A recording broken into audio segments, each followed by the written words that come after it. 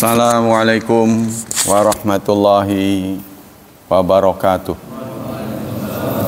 Innal hamdalillah nahmaduhu wa nasta'inuhu wa nastaghfiruh wa na'udzu billahi min syururi anfusina wa min sayyiati a'malina. May yahdihillahu fala mudhillalah wa may yudlil fala hadiyalah. Ashhadu an la ilaha illallah wa ashhadu anna Muhammadan abduhu wa rasuluh la nabiyya ba'dah. Allahumma salli wa sallim ala nabiyyina Muhammad sallallahu alaihi wasallam wa ala alihi wa sahbihi wa man sara ala nahjihi ila yaumiddin. Amma ba'd. Ayol ikhwah, kembali kita lanjutkan kajian Fiqhu Bulughil Maram, mendalami kitab Bulughul Maram. Kali ini hadis ke 595 tentang rukhsah li syaikhil kabir bil fitri wal id'am. Keringanan untuk orang yang lanjut usia. Keringanan apa? Bil fitri, dengan berbuka puasa, wal it'am, dan memberi makan. Jadi kalau kita perhatikan rukun Islam 5 ya, syahadat, sholat, zakat, puasa, haji. Hanya sholatlah yang didesain sedemikian rupa tidak bisa diwakilkan orang. Ya, menurut penelitian saya sampai sekarang. Jadi tidak ada ruang untuk diwakilkan, tidak ada ruang untuk digantikan. Sehingga didesainnya begitu, kalau nggak bisa berdiri, duduk, nggak bisa duduk, berbaring, nggak bisa berbaring dengan kedipan mata. Nah, kalau yang lain-lain ada keringanannya, ya, dimulai dari syahadat. Syahadat kalau bisu ya manggut-manggut aja barangkali. Kemudian zakat kalau punya. Kalau nggak punya, alih-alih dia zakat malah menjadi mustahid. Ya, kemudian ini puasa akan disampaikan. Haji apalagi. Nah, kali ini puasa yang boleh ya, diringankan. Dari Ibnu Abbas radhiyallahu anhuma, rukhisa li syaikhil kabir ayyuftir. Diringankan, diberi dispensasi untuk yang sudah lanjut usia. Ayyuftir, untuk berbuka. Wa yut'im, dan memberi makan. Dia berbuka tapi harus memberi makan. Salat itu ibadah ritual. Ya, tapi gantinya sosial. Ya kan? Kita nggak bisa melakukan ritual, maka kita harus berbuat sosial dengan memberi makan an kulli yaumin miskinan, setiap hari kepada seorang miskin. Ya, jadi satu hari satu porsi. Ya, wala qada alaih, dan tidak ada qada. Karena qada diperuntukkan bagi orang yang pulih, kan tua mah nggak bisa pulih, nggak bisa muda lagi. Ya, kecuali bisa nelungsumi itu, di treatment bisa muda lagi. Kalau sakit kan bisa sembuh. Ya, kalau tua ya nggak bisa lah. Ya, maka Rasulullah bersabda, fatadawu, berobatlah. Kalau sakit, fa inna likulli da'in dawa, setiap penyakit ada obatnya. Tapi ada yang dikecualikan, illal maut wal haram, kecuali kematian dan penuaan, nggak bisa diobati. Jadi treatment bisa paling tidak dihambat ya penuaannya. Jadi jangan penuaan dini. Gitu. Hadis dirawikan oleh Daruqutni, Hakim, dan disahihkan oleh keduanya. Apa kesimpulan hadis? Idza kana syakhsu ajizan 'anil shaum, apabila ada orang tidak mampu puasa, kasyekhil kabir, seperti lansia. Kira-kira umur berapa nih? Udah nggak bisa puasa lagi. Nggak bisa dipastikan ya, karena setiap orang itu beda-beda. Saya pernah ketemu dengan ini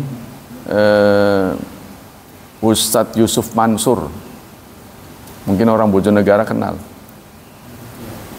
Saya ketemu, saya tanya, masih gagah itu, pakai bahasa sini. Berapa umurnya? 80 tahun. Apa nih tipsnya bisa? Enggak ada larangan, enggak ada yang dipantang, cuma porsinya dikurangi itu. Porsinya dikurangi.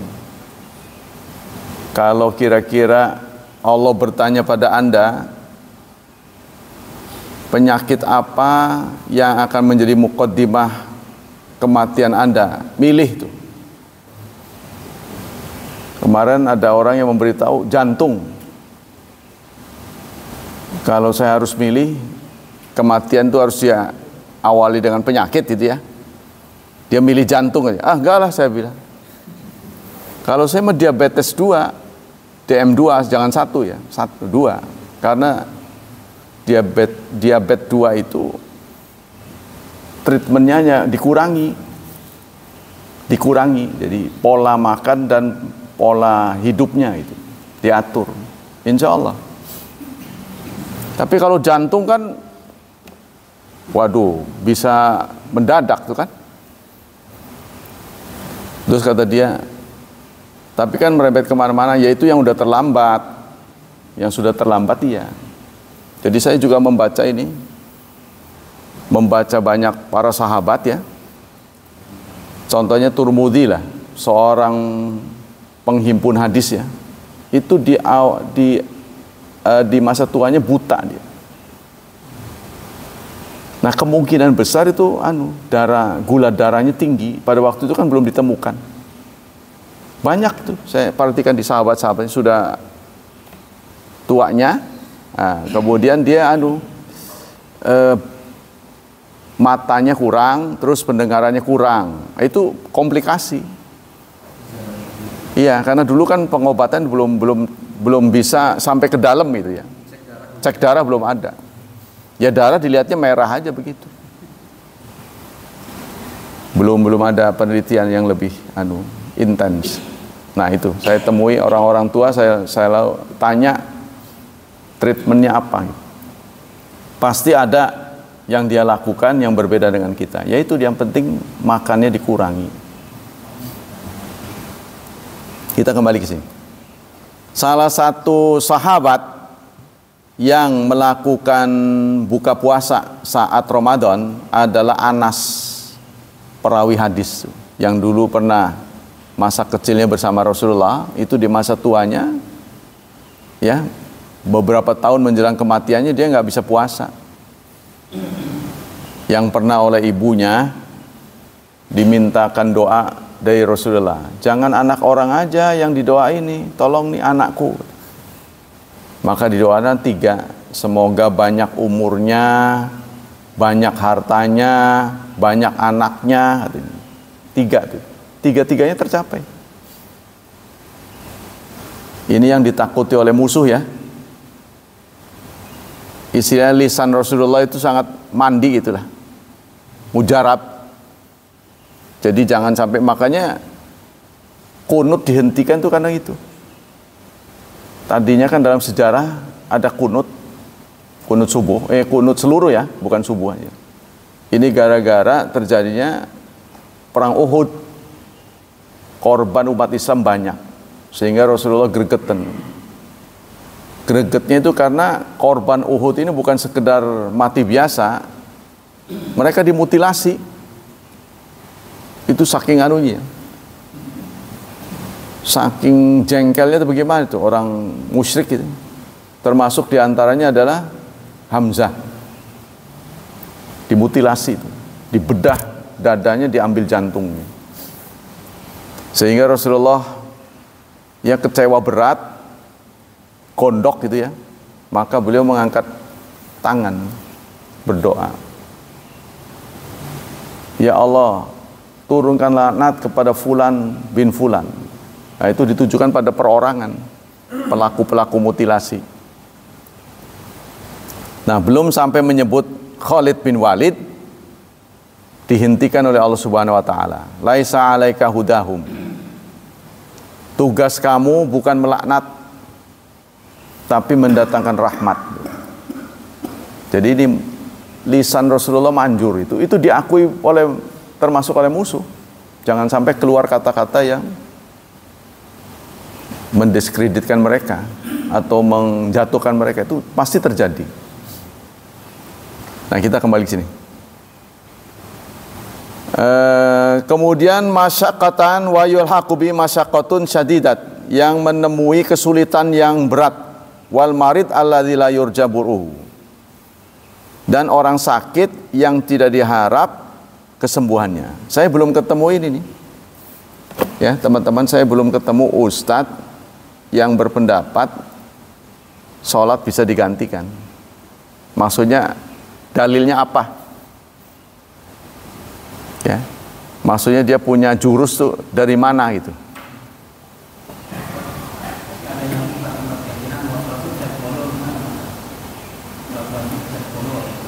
Ya, saya tidak melihat ada dalilnya. Qadha yang dimaksud oleh kita, yang ada qadha itu sunnah malah. Kalau sunnah udah sunnah udah disepakati. Kalau kita sholat karena ceroboh, contohnya fokus apa gitu ya, sampai kebablasan, waduh, belum sholat saya. Itu sadarnya, orang nggak sadar dari sadar. Pingsan, ketiduran, itu benar. Tapi bukan qadha bahasanya, ya tepat waktu. Karena tepat waktu bagi yang sadar. Untuk orang yang nggak sadar, ya pas sadarnya itu. Seperti orang yang lagi dioperasi, ya, lagi diobati, terus dibius kan, panjang tidurnya sampai bablas itu, belum sholat sedang. Bangunnya itulah tepat waktu. Jadi begitu bangun suruh dia sholat.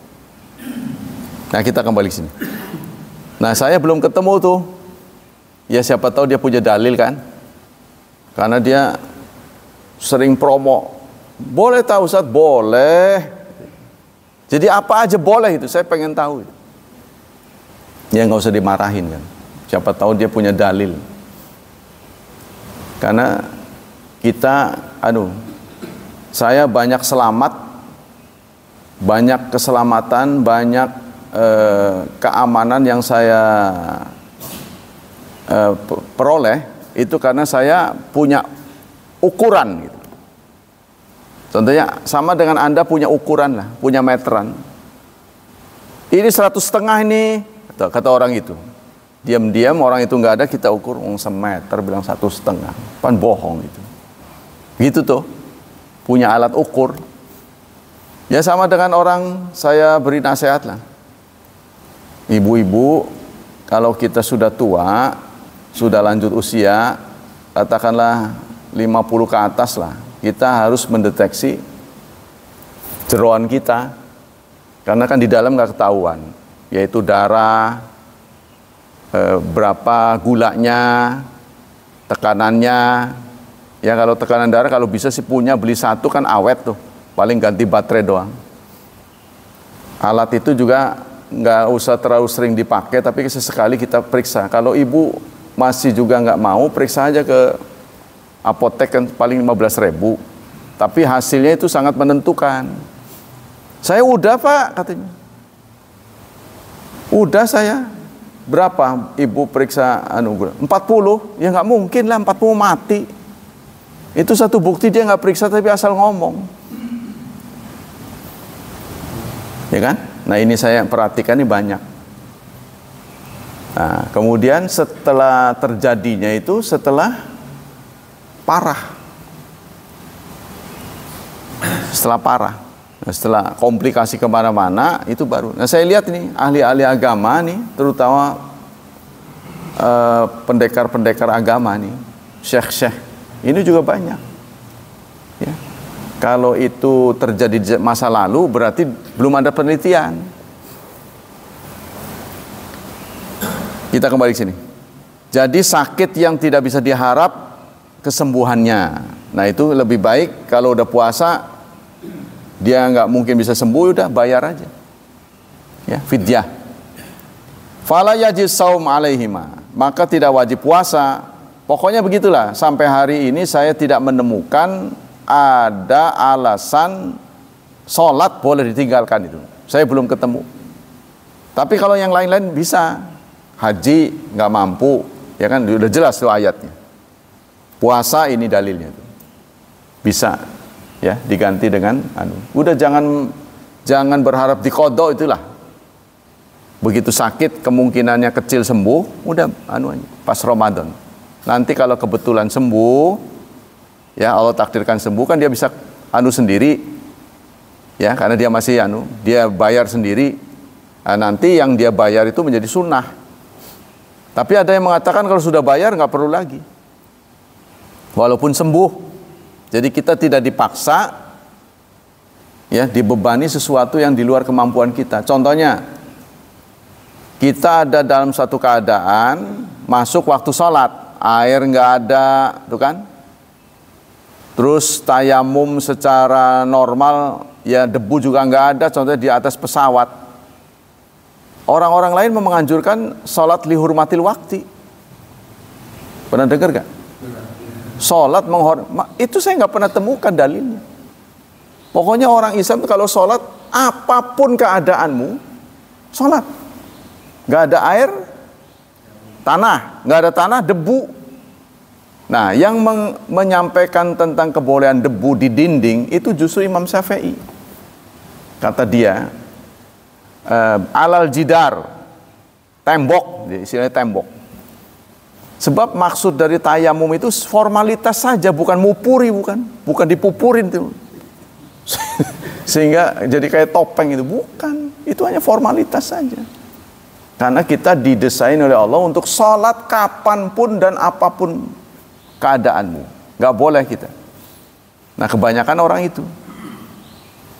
Tapi itu pernah terjadi karena kalau naik pesawat tuh kadang-kadang tahu-tahu begitu tiba di tempat, tadinya belum subuh, tahu-tahu di sana udah siang. Karena kecepatan ini. Ya sudah, begitu kita sadar sholat di situ. Terus di bandara, contohnya di bandara, kita kesulitan menemui tempat sholat. Anda nggak usah pusing-pusing, lantainya kan bersih. Kita kan nggak pernah lihat ada najis, kecuali kelihatan najis. Udah pakai sholat saja. Ya malu-malu gitu kan. Tapi yang cari-cari nggak ketemu tuh, jauh sana, contohnya. Ya sudah di situ aja. Apa susahnya sih? Saya mah begitu. Orang-orang menunggu yang bagus itu ya, cari yang tungkul cari, waktunya habis. Nah itu kalau kita di dunia sekarang ini kadang-kadang dihadapkan seperti itu. Jangan tunggu, karena nyawa kita nggak pernah tahu, ya titipan belaka gitu kan. Nah kita kembali sini. Nah dalam surat 22 ayat 78 Allah memberitahu kita, wa ma ja'ala 'alaikum fid dini min haraj. Allah tidak memberi kesempitan pada agamamu. Jadi Islam ini yang kita peluk ini, sebab menghamba, artinya menghamba sesuatu itu membelenggu. Ya, kalau kita menuhankan sesuatu, kita menjadi budak dari sesuatu itu. Kita menuhankan Allah, kita menjadi budak Allah. Dalam bahasa Arab, budak Allah itu Abdullah. Nah, tapi budak Allah kan keren. Ya, contohnya Anda perhatikan profesi terendah umat manusia itu apa? Tukang cukur. Rendah kan? Tapi kalau tukang cukur presiden kan, wow, jadi perhatian terus. Jadi tergantung dia sanatnya kepada siapa. Kita kalau menghamba sesuatu, kalau kita meyakini sesuatu, kita menjadi budak. Contohnya benda ini kita anggap Tuhan. maka kita harus ngelus-ngelus, dibersihi itu. Itu. Maka kita diminta jangan menuhankan siapapun kecuali Allah. Ketika kita menuhankan benda bukan Allah, ya, dalam ayat itu faka'annama kharra minas sama, dia turun dari tempat tinggi, anjlok. Sebab Allah sudah tempatkan kita nomor 1. Kan orang bertanya, itu saya sampaikan di saya sampaikan di depan kiai-kiai di MUI, nggak ada yang membantah bahwa kita menuhankan sesuatu itu menjadi budak buat kita. Ya, kalau kita menuhankan sesuatu, maka kalau ada orang menuhankan sesuatu berarti dia jatuh dari ketinggian. Faka'annama kharra minas sama fatakhtafu tayru aw tahwi bihi rihu fi makanin sahik. Tulisan-tulisan yang saya pidatokan itu saya tulis di kertas biasa yang kadang-kadang di baliknya itu ada bekas datang ke dokter gitu kan, kertas baliknya kan kosong, jadi tak oret-oret, diminta sama dia, waduh kerok lah. Catatannya diminta, catatan oret-oret, rekening segala itu. Kan sebelahnya nggak kepake di situ. Si anunya tuh yang ngundang tuh, Pak coret-coret. Saya pikir coret-coret buat saya. Kan kalau mau ceramah coret-coret dulu, jangan ngawur gitu kan. Iya, konsep itu. Konsep saya diminta. Waduh lah, gimana saya tulis buat sendiri? Nggak apa-apa Pak. Ya. Saya tulis pakai bahasa Arab. Apa ya nanti bisa apa enggak? Seperti saya pernah khutbah, ada orang yang minta konsep saya. Nih silakan. Bahasa Arab ya Pak? Iya. Nggak jadi diminta.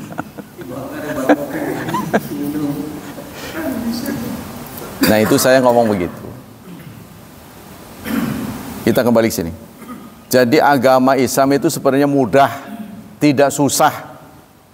Makanya mumpung kita sekarang masih hidup, coba Anda pikir-pikir, apa ajaran Islam yang membuat Anda keberatan itu apa? Kita diskusikan. Siapa tahu Anda jadi dengan keberatan itu suudzon pada Allah. Waduh, saya nggak terima. Memang yang lain saya terima, tapi ini saya nggak terima. Apa yang Anda nggak terima? Nah, kita diskusikan. Siapa tahu salah paham, ya kan? Nah, mungkin kalau perempuan, saya bilang, kalau laki-laki perang, kalau perempuan wayuh. Semua dia terima bagus, cuman bab wayuh itu saya nggak terima. Kalau kita perang, ya memang kutiba alaikumul qital wa huwa kurhul lakum, diakui oleh Allah itu sesuatu yang berat untuk perang itu ya, karena setor nyawa kan, wajar itu. Tapi kalau dulu sahabat nggak perang, Islam nggak nyampe ke kita, ya nggak usah pakai sahabat lah, Indonesia saja.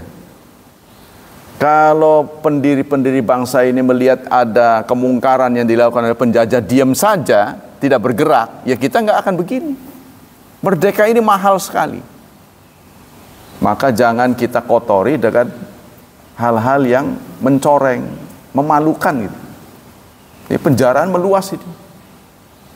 Wal muradu wal mar'atu ajuz ka syaikhi dzalika. Begitu juga perempuan, ya, kalau dia tidak mampu, maka seperti orang tua tadi. Kenapa orang-orang tua sering kena? Itu karena dia sudah berkarir, lama-lama manja, anaknya udah berkurang, kegiatannya berkurang, ya, jadi kurang gerak. Nah, kita nyaman ketika kita habis makan ngantuk tuh, tubuh kita menuntut tidur kita. Itu salah itu, ya kan? Timbunan loh itu, timbunan itu godaan buat kita. Harusnya kita kalau belum waktunya jangan tidur, tidur udah cukup sudah. Itu godaan tubuh itu nanti ada penimbunan, pada waktunya kolaps kita. Jadi kita harus ngatur itu ya, di pola hidup kita. Ada kita bagi untuk olahraga itu kan, apa yang Anda suka, apa lari-lari keliling itu kan kita sudah punya itu. Seruni itu, nganggur itu. Nah itu Anda keliling-keliling 10 kali apa? Tapi kalau saya melihat di sana banyak maksiat, perempuannya pakaiannya nggak genah itu. Iya, menor-menor semua heran olahraga aja begitu. Jadi saya lebih baik komplek aja, puter-puter. Ya, kemudian begitu juga dalam surat Al-Baqarah 184 Allah menyatakan wa 'alal ladzina yutiqunahu fidyatun ta'amu miskin. Allah sudah menulis kepada orang yang berat melakukan puasa, maka fidyah. Di sini dijelaskannya ta'amu miskin, memberi makan miskin. Nah, berapa kadarnya ini akan terjadi beda pendapat. Tapi kalau menurut Allah sendiri, memberi makan orang miskin berarti satu hari puasa, satu porsi satu orang. Kira-kira orang makan kenyang tuh berapa? Kira-kira begitulah Anda beri. Tinggal kali hari yang Anda tidak puasai berapa. Katakanlah 30 maksimalnya kan. Kali orang makan kenyang itu berapa? Itu yang valid. Tapi nanti beda pendapat. Ada yang mengatakan 1/4 fitrah. Kalau Syekh Utsaimin mengatakan setengah fitrah. Satu fitrah itu kan zakatul fitri 2,5 kilo. Berarti 1,4 kilo makanan pokok sehari dia tinggalkan. Tapi kalau menurut Quran ini memberi makan satu orang miskin sekali. To'am itu mufrad, miskin itu mufrad, tunggal ya. Berarti satu makanan satu orang miskin untuk satu hari. Kasyaikhil fani, seperti orang tua. Karena orang yang sudah lansia kadang-kadang disuruh puasa juga percuma, pikun dianya. Jadi piring belum dicuci dia bilang belum makan. Kan kerok tuh. Ya kan? Ya kalau ditungguin kan kita capek nungguin terus. Jangan makan kan, jangan. Kan bukannya udah buka puasa baru jam 10. Kan susah. Jadi kalau kehilangan kesadaran berarti mukallafnya sudah kurang. Wal marid maradan musminan la yabra minhu, dan sakit yang kemungkinannya kecil sembuhnya. Sakit yang kemungkinan sembuh, kecil kemungkinan sembuhnya ya mungkin yang sudah stadium berbahaya menurut vonis dokter ya. Jadi kalau dokter sudah memvonis sekian memang ajal di tangan Allah, tapi berdasarkan tanda-tandanya itu sudah kecil kemungkinannya. Maka itu bisa sudah diambil tindakan. Karena kita kan melihat dari sisi zahiriahnya. Dari mana kita bisa mendapat Kalau ajal kan nggak bisa diraba kan? Dilihat dari anunya apa ini? Masih lama nggak? Wah kecil kemungkinan sembuh. Udah tetapkan sebagai tidak mampu. Fa innahum yuftirun wa yaftun. Ya. Maka mereka orang-orang seperti ini itu berbuka serta membayar fidyah. Qala Ibnu Abbas radhiyallahu anhu anil ayat, Ibnu Abbas menyampaikan laisat min mansukhat. Ayat ini tidak dihapus. Ya. Huwa syekhul kabir. Dia untuk laki-laki yang lansia, perempuan yang lansia. La yastati'ani ayyasuma. Mereka berdua tidak mampu, fayud iman, maka dia memberi makan, makan kulli yaumin miskinan. Setiap hari yang dia tinggalkan seorang miskin. Satu porsi seorang miskin. Jadi makan wareg. Makan wareg itu berapa? Ya, yang afdol tuh begitu, udah suruh makan aja. Atau sekali buka puasa kan pas Ramadan nih. Ya. Dia memberi makan berapa tuh orang di masjid? Sekalian aja 30. Caranya tuh bisa macam-macam. Apa mau karena dia kemungkinan sembuhnya kan kecil. Udah diborong aja Ramadan tahun ini berapa? 30 udah. Saya kasih 30 porsi. Nah, apa mau sekaligus? Mau satu-satu? Itu teknis. Ya, tidak ada masalah. Bebas gitu. Yang ketiga, yajib ala aji anisaum al fidyah. Wajib kepada orang yang tidak mampu puasa membayar fidyah. Tapi yang patut Anda renungkan, kalau kita gagal ritual, maka gantinya sosial. Sama dengan tadi, masa lalu yang buruk, masa lalu yang hitam, tidak sholat, nggak ada berita dari Rasulullah diqadha. Maka apa yang Anda lakukan? Lakukanlah perbuatan sosial, menolong orang, membangun masjid. Pokoknya macam-macam lah. Ya, sosial. Sebab ada ayatnya perbuatan baik yudhibna sayiat, innal hasanat yudhibna sayiat. Ini ada ceritanya, seorang sahabat merasa berdosa datang pada Rasulullah karena dia memegang tangan perempuan. Ya, diceritakan orang Madinah, orang Mekah hijrah ke Madinah. Banyak yang menjadi pedagang karena mereka kan uangnya habis. Jadi banyak yang fokus ke pasar. Dia melihat gadis Madinah itu, waduh, cantik sekali gitu. Nah, jadi dia jualan korma. Si gadis itu bertanya, korban yang bagus di mana? Itu di dalam. Nah, tangannya juga masuk, ketemu di dalam. Wah, dia sadari dosa ini. Datang pada Rasulullah menjelang sholat asar.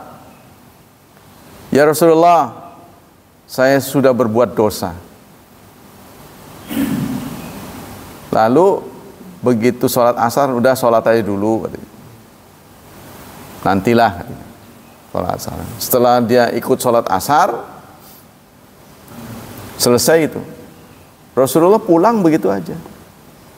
Ya Rasulullah, kok masalah saya belum diselesaikan? Ya kan kamu sudah sholat. Bukan, tadi kan saya ada masalah nih, saya datang ke sini ada masalah. Kamu tadi udah sholat belum? Sudah. Nah, maka turun ayat itu.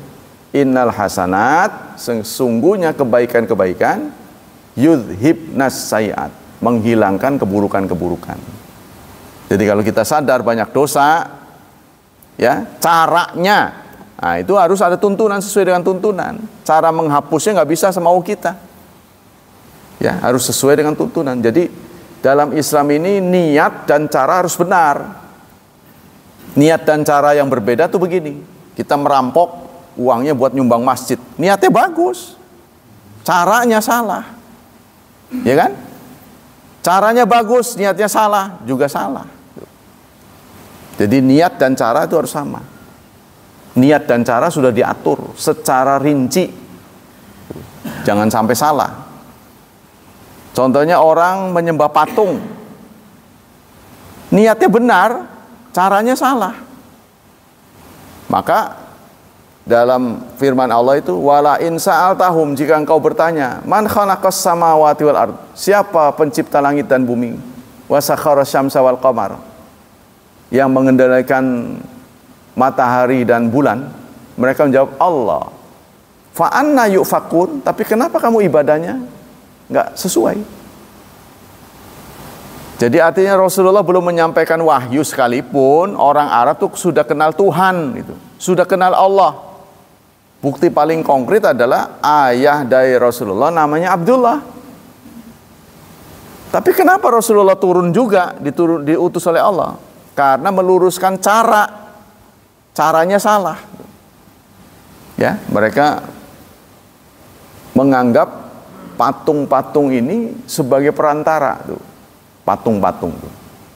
Maka itu dibersihkan oleh Allah Subhanahu wa taala. Wal marid yajib ala ajiz ta'am miskin fi kulli yaumin muddun. Kata di sini setiap hari 1 mud.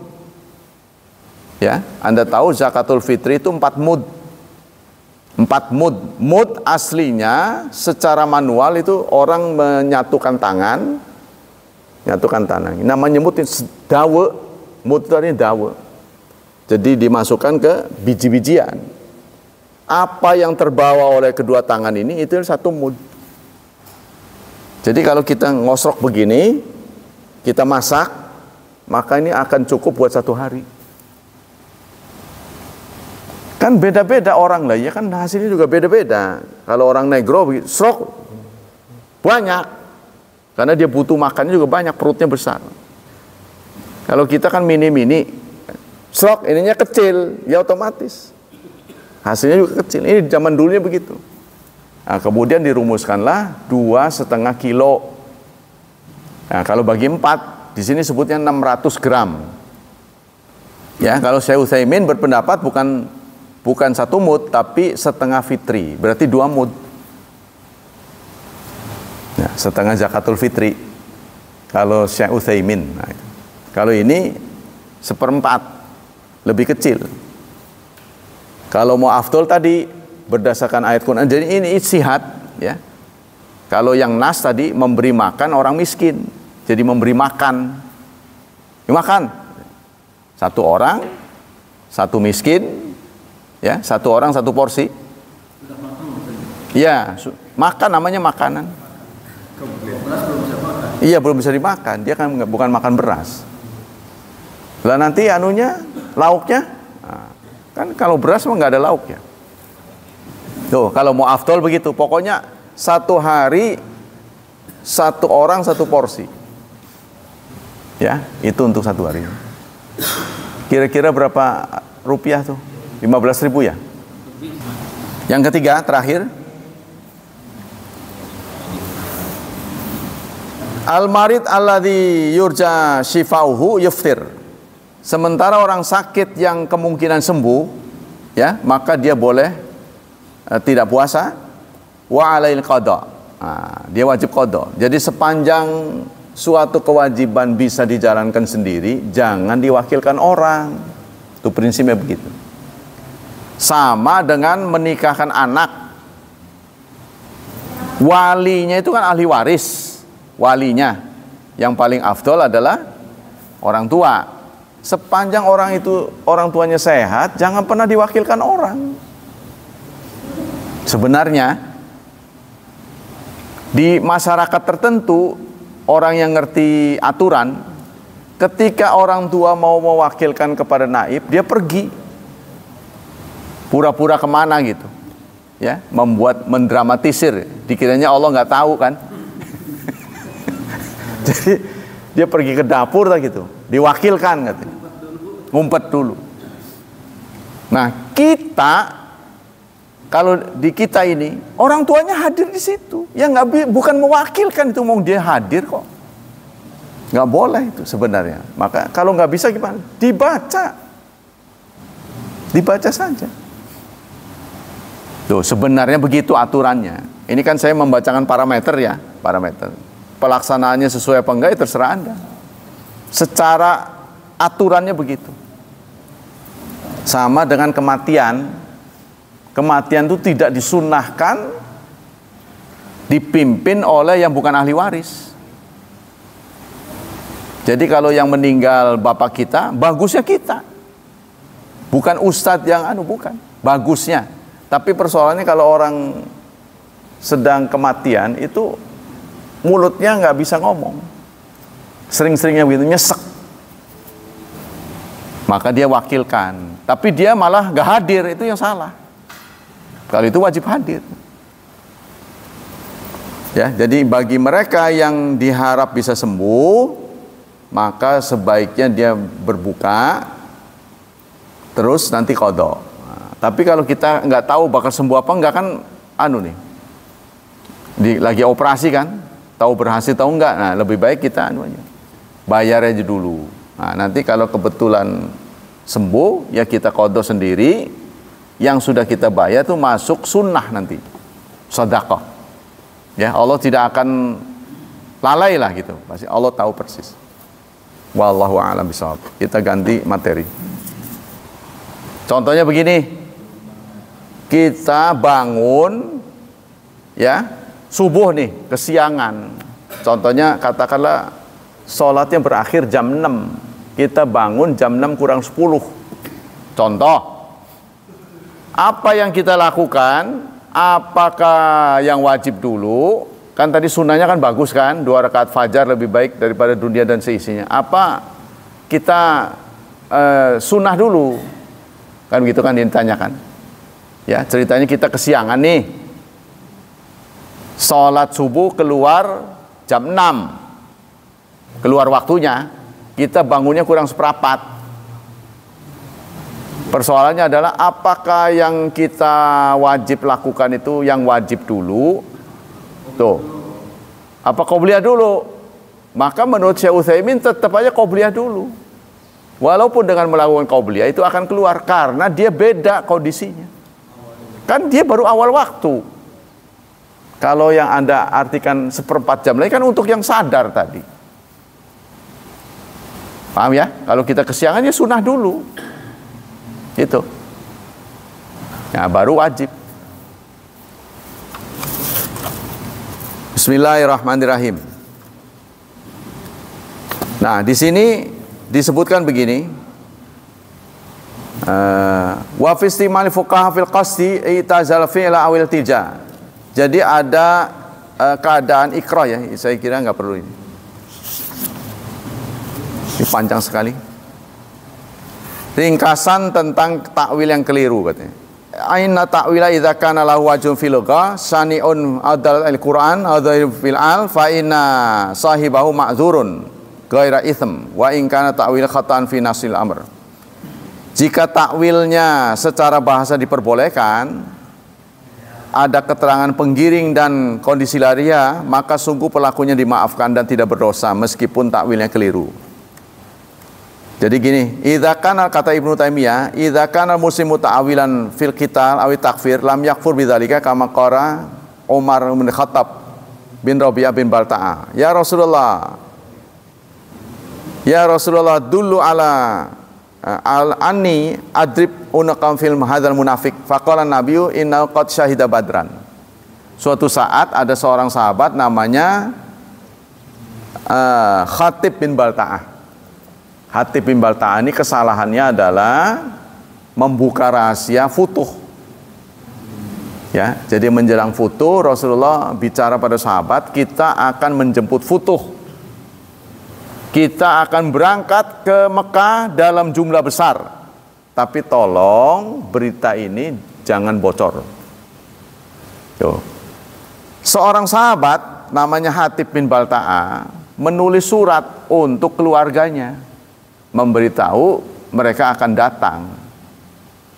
Bukan untuk bukan untuk memberikan perlawanan, bukan. Karena dia sudah berpikir dua kelompok orang yang bermusuhan ketemu pasti akan terjadi pertempuran hebat. Nah, surat dari Khatib bin Balta'ah diketahui oleh Rasulullah lewat wahyu. Tuh, singkat cerita, surat itu bisa diambil, lalu Khatib disidang. Dalam sidang itu, Umar bin Khattab minta izin untuk memenggal lehernya. Ya Rasulullah, izinkan saya memenggal leher dia, memenggal orang munafik ini. Jadi artinya pembahasan ini ingin menyampaikan, Umar belum apa-apa kok sudah menuduh munafik. Ya kan? Nah, kata Rasulullah tidak mengatakan munafik, malah ini kesalahan tafsir. Jadi Khatib mengira sekedar memberitahu keluarga itu tidak merupakan yang dilarang. Maksudnya tidak membocorkan rahasia menurut Khatib, karena Khatib juga seorang sahabat dan dia peserta perang Badar. Jadi di setiap kegiatan perang dia ikut, aktivis lah. Jadi hanya gara-gara dia menulis surat itu, Umar menuduh munafik. Izinkan saya menebas leher munafik ini. Maka kata Rasulullah, ya, faqala Nabi innahu qad syahida badran. Dia adalah peserta perang Badar. Wa ma yudrika la Allah atla'a ala ahli badrin. Allah sudah memberi keputusan untuk peserta perang Badar. Apa? I'malu ma syi'tum qad ghafartu lakum. Keputusannya adalah lakukan apa maumu, Allah sudah mengampuni seluruh dosamu. Nah, untuk peserta perang Badar ini diperlakukan berbeda, istimewa, karena dosa mereka bukan yang lalu saja yang diampuni, tapi yang masih hidup, yang belum dilakukan itu sudah diampuni. Katuran berbuat dosa semaumu, sebab sudah diampuni. Wah, itu kan nyaman benar itu. Wa hadza fi sahihain. Ini tercatat dalam hadis Bukhari Muslim. Tuh. Ya. Jadi ini dianggap oleh Ibnu Taimiyah salah tafsir. Nah, apakah Umar dengan menuduh munafik itu berdosa? Tidak, karena dia mengira itu ya membocorkan rahasia negara. Padahal setelah disidangnya dia ternyata didudukan, ternyata perkaranya tidak semudah itu. Tidak, dia bukan pengkhianat, dia hanya urusan keluarga gitu. Jadi dia melakukan ini karena urusan keluarga, bukan karena berkhianat.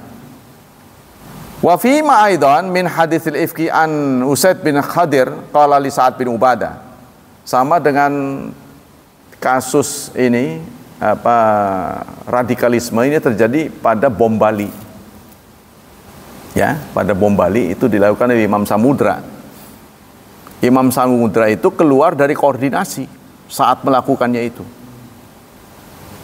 Kenapa? Karena orang-orang yang membantu di Poso, orang-orang kafir itu ngumpulnya di Bali. Anunya logistiknya. Mereka bergembira di Bali. Nah, Imam Samudra berpendapat, ngapain kita harus perang di sono kalau orangnya di drop dari sini? Hantem aja dari sini. Nah, menurut peraturan perang, kalau startnya di sana, kita curi start, itu berkhianat. Melanggar perang. Tidak boleh. Kalau kita tentukan lapangan perangnya di situ, oh orang ini di dropnya dari sini, kita hancurkan sini, itu tidak boleh. Ya, itu tidak kesatria namanya. Ya sama dengan orang mau perang, malamnya ditraktir tapi dibikin mules, sehingga besok dia nggak bisa tanding. Itu tidak boleh. Itu. Nah itu yang dilakukan oleh Imam Samudra.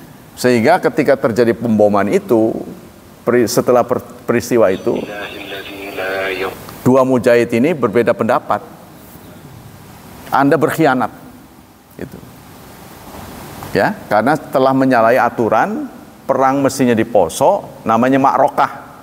Jadi mujahid ini akan perang kalau sudah ditentukan siapa amirnya, berapa logistiknya, tempatnya. Nggak boleh pindah-pindah. Kalau sudah ditunjuk itu ya di situ. Tuh gitu. Nah ini sudah ditunjuk Poso, ya karena orang yang mau ke Poso itu ngumpulnya di Bali. Tuh. Maka diberondonglah dari sini, dibom. Orang lagi pesta, lagi apa dibom. Tuh. Akhirnya apa yang didapat? Memalukan. Sampai sekarang orang Bali mengenang.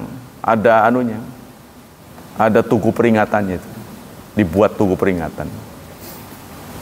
Ya, maka itulah yang menginspirasi disebutnya 88, Densus 88. Angka 88 itu karena menyangkut korban Australia. Menyangkut korban 88 orang Australia yang tewas dalam bom itu. Ya, nah itu. Sekarang saja ini ada diplomat yang ditembak mati di Amerika, orang Selandia Baru bikin ulah, orang Islam sekarang yang jadi sasaran. Di Selandia Baru ini ada protes-protes terhadap Islam, bendera Palestina dirobek dan sebagainya. Nah ini kerawanan-kerawanan ini tidak mustahil menjalar kemana-mana, karenanya mereka terinspirasi oleh Indonesia katanya. Adanya penjara ini menginspirasi negara lain. Filipina sekarang lagi kemarin belum lama ini Nepal ya. Nepal sampai istri presidennya itu dibakar. Bayangin itu, lebih ganas daripada Indonesia. Kemudian pejabat-pejabatnya dikalungi sendal, diiring, diarak. Tuh, itu terinspirasi oleh demo di Indonesia. Kemudian ada penembakan di kita nggak bisa mengatakan itu dari Indonesia juga sih, penembakan asing. Jadi artinya rawan, ini rawan. Nah, Indonesia juga menjadi sasaran. Ya, sasarannya kenapa? Biasanya orang perang itu yang dicari ada sumber daya alamnya. Nah, Indonesia ini masih kaya, sehingga menjadi rebutan. Termasuk kemarin hampir saja terbelah. Ya, karena 3 pulau Aceh mau diambil. Kata pejabat Aceh, malah kita nggak tahu kenapa jadi rebutan. Nggak taunya di perutnya banyak emasnya, banyak sumber daya alamnya. Dia nggak tahu kalau nggak dibikin ulah. Termasuk Raja Ampat tuh. Orang Papua boro-boro makmur malah digerayangi lagi, habis-habisan. Nah ini kemudian oleh presiden kita dibatalkan. Kemudian 3 daerah dikembalikan kepada Aceh. Alhamdulillah kita tenang lagi. Ya, jadi kita tidak boleh melakukan aksi yang melukai rakyat banyak. Oh, ini tempat wisata itu menghidupi orang sekitar. Ya, istilahnya dagang kopi aja udah hidup. Ya, sudah pakai itu, bawa kopi saset sama air mendidih. Itu udah buat menghidupi sehari-hari itu. Udah senang mereka itu. Sekarang kalau daerah digaruk, ya udah habis. Seperti Anda perhatikan di puncak tuh. Ya, ketika ada tol pada larang, berapa ratus pedagang yang ada di puncak gulung tikar. Restoran-restoran. Tuh, Anda lihat tuh, itu gara-gara daerah. Iya. Oke lah itu memakmurkan rakyat juga ya, jadi tapi kalau ini kan akan mati seumur-umur. Baik, demikianlah hadirin, hafizani hafizakumullah. Jadi salah satu hal kalau orang melakukan kekerasan karena salah tafsir, berarti ini kan kebodohan, ya. Salah dalam mengira-ngira, meleset, itu tidak kena dosa, tapi akibatnya harus ditanggung. Dia tidak bisa mengelak, ya. Contoh sama dengan anak, naudzubillah, anak kita yang di bawah umur melakukan pengerusakan. Ya dia nggak berdosa, kita nggak berdosa, tapi harus ngeganti. Gitu loh. Jangan, nggak dosa, saya nggak ganti, kan? Nah, kita harus bertanggung jawab. Semoga Allah Subhanahu Wa Taala melipat gandakan pahala kita. Semoga Allah tetap melindungi dan mengayomi kita dari wabah dan fitnah, dari syubhat dan syahwat. Dan semoga masa depan anak kita dicerahkan, dimudahkan, serta ditakdirkan menjadi anak yang saleh dan solehat. Subhanakallah wa bihamdika asyhadu an la ilaha illa anta astaghfiruka wa atubu ilaik. Wassalamualaikum warahmatullahi wabarakatuh.